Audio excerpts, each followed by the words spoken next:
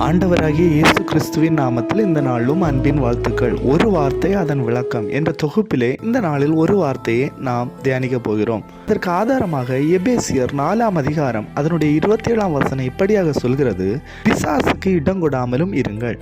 பிரியமானவர்களை, பிசாசுக்கு இடம் கொடாமலும் இருக்க வேதம் நம்மை வலியுறுத்துகிறது.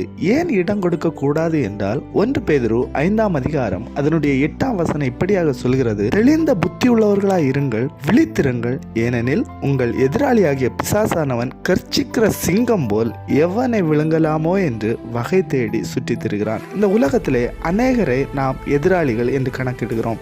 ஒன்றை நாம் நன்றாக புரிந்து கொள்ள வேண்டும். நம்முடைய வாழ்வில் நடக்கும் எந்த பிரச்சனைக்கும் ஒரு எதிராளியின் செயல்பாடு இருக்கிறது.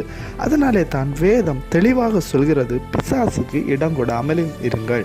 தேவன் நம்முடைய வாழ்வில் செயல்பட முடியாமல் நம்மை தடுக்கிற ஒரு காரியம், அதை வேதம் சொல்கிறது பாவம். அந்த பாவத்திற்கு நம்மை தூண்டுகிறவன் இந்த பிசாசானவன்.